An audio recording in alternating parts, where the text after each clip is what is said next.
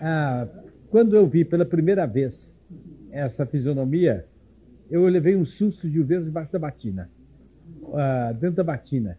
E com esse chapéu, esse barrete de padre, que eu já descrevi aqui, e no qual, com uma representação da pintura é muito nítida, os senhores notam de um lado os 3 arcos. Os senhores veem 2 aqui, mas percebem que há um atrás. E depois aqui do lado de cá, os senhores percebem que não tem nada. O lado de lá representa a unidade de Deus. E o lado de cá representa a trindade de Deus. É um lindo símbolo da igreja. Ele viveu no século XIX e se chamava São José Benedito Cotolengo. A surpresa que eu tive de vê-lo assim foi porque a cara dele, a fisionomia dele é tão positiva, representa um homem com um olhar tão lúcido, tão inteligente, uma tal capacidade de tocar as coisas, de manejá-las, de fazer ir para frente, uma tal resolução e tanta diplomacia. A meu ver, ele é tão diplomata que se diria que era um diplomata, que está fantasiado de padre.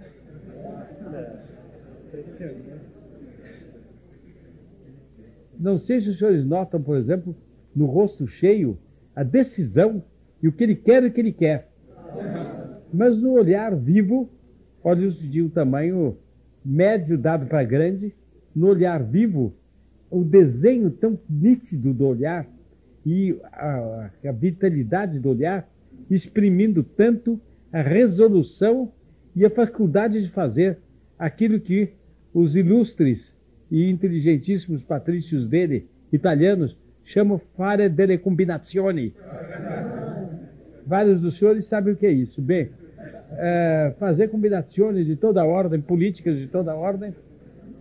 O ar combinante me parece saliente aí. Mas, do outro lado, o tipo resoluto. Diz, vamos para frente, qualquer complicação eu derrubo, está acabado, não tem problema.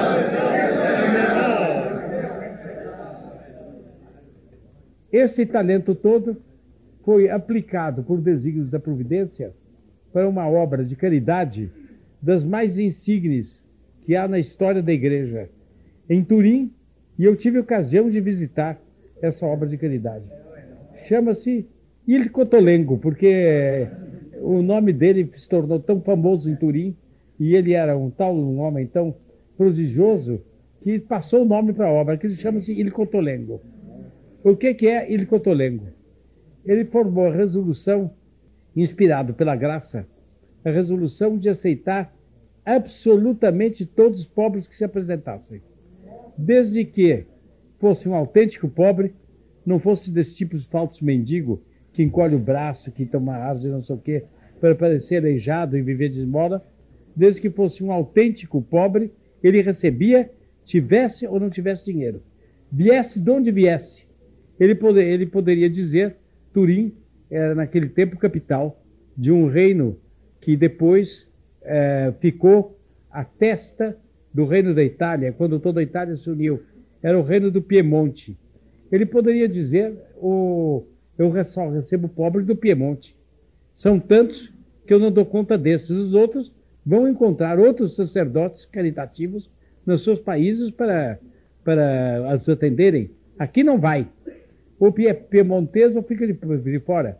Poderia mesmo dizer, ou é turinense ou fica de fora. Estaria o direito dele. Ele recebia de toda parte, de qualquer jeito. Com isso de estranho, havia uma determinação de Nossa Senhora a ele, que ele não podia nunca guardar dinheiro de um dia para outro. Quando anoitecia, Nossa Senhora queria isso dele. Quando anoitecia, ele era obrigado a sair pessoalmente ou mandar algum dos padres dele sair à rua e dar para pobres, enfim, para gente que ele sabia que vinha nesse lugar, naquele, eram necessitados, mas viviam para a própria casa. Dar o dinheiro, mas não trazer nada para casa. Porque se por inadvertência ficasse uma moeda dentro do hospital dele, ele não conseguia dormir.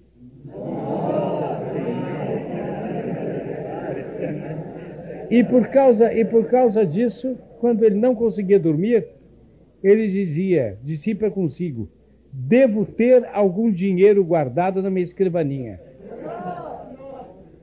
O uso de bancos era raro naquele tempo. E ele não fazia, ele tinha o dinheiro guardado consigo. Mas no meio de papéis, entre livros, qualquer coisa, deve ter ficado algum dinheiro. Punha-se procurar e encontrava. Mandava distribuir esse dinheiro, e aí, quando o dinheiro saía de dentro do hospital, ele conseguia dormir. Vejam que isso para ele era inteiramente indispensável, porque ele era o prefeito dessa verdadeira cidade da dor e da consolação, que era um hospital cotolengo. Bom, esse hospital foi crescendo tanto que acabou formando uma espécie de cidadezinha dentro de Turim. E ele passava o dia inteiro dirigindo o hospital, atendendo e confessando, e formou padres, instituiu uma espécie de congregação religiosa, etc. À noite, ele se recolhia. E aí, com frequência, Nossa Senhora aparecia a ele.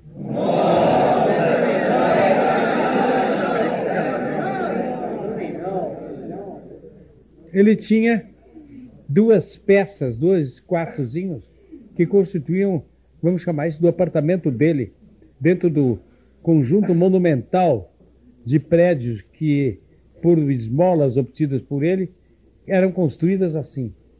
E foram construídos assim.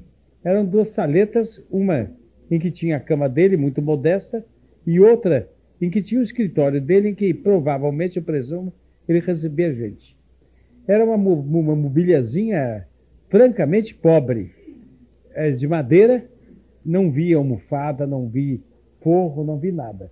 Era um sofá, se não me engano, uma poltrona junto a uma mesa também muito pobre, muito comum, e mais uma ou duas cadeiras, uma coisa assim.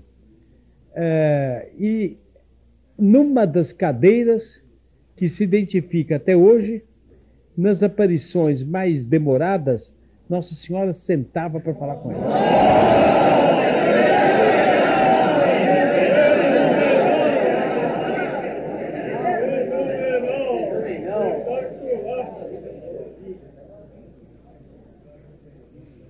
Esse santo, de tão grande altura, teve, entretanto, um amigo à altura dele, que teve uma grande obra com uma finalidade afim, mas diversa, que era de tratar de meninos pobres, que foi São João Bosco.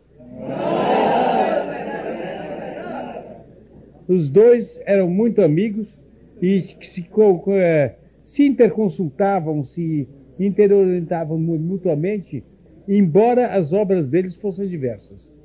Mas eram uma ou outra obras voltadas para a pobreza.